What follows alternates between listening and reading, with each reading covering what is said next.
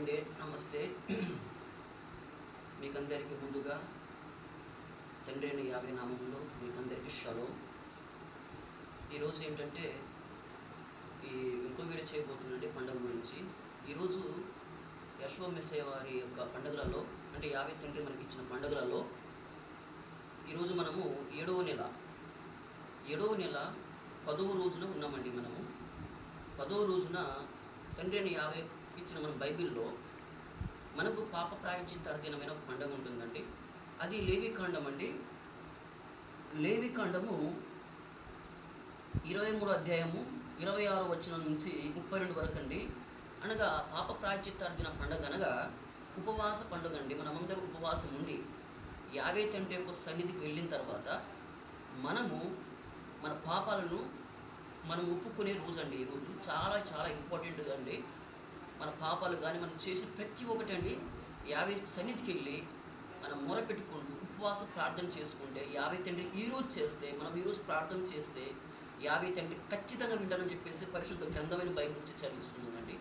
అలాగనే లేవికాండంలో కాదండి, మనకి కొత్త నిబంధన గ్రంథంలో కూడా రాయబడి ఉందండి. అదే అపోస్తుల కార్యములు అండి. అపోస్తుల కార్యంలో 27వ అధ్యాయము 9వ వచనంలో కూడా రాయబడి ఉందండి. మనము ఈ పాప ప్రాయశ్చిత్త దినము పండగ, ఈ పండుగలలో తండ్రి అయిన యాభై మనకిచ్చిన పండుగలలో ఈ పండుగ చాలా చాలా ఇంపార్టెంట్ అండి. ఇది మనకి 5వ పండుగ అండి. మన యాభై తండ్రి ఇచ్చిన 7 పండుగలలో ఇది 5వ పండుగ అండి. ఈ నెల అశ్వాయుజం నెల 10వ రోజు అనగా 10వ తారీఖు, అంటే ఈ తారీఖు కాదండి, బైబిల్ లెక్కల ప్రకారంగా ఏతానిము నెల 10వ రోజున పాప ప్రాయశ్చిత్త దిన పండుగ అండి. నెక్స్ట్ ఈ పండుగలో మనం ఈ విధంగా చేస్తే తండ్రి యొక్క దీవెన ఆశీర్వాదాలు మన మీద ఖచ్చితంగా ఉంటాయని చెప్పేసి గ్రంథమైన బైబిల్ మనకు చెలవిచ్చున్నదండి. చాలా చాలా ఇంపార్టెంట్.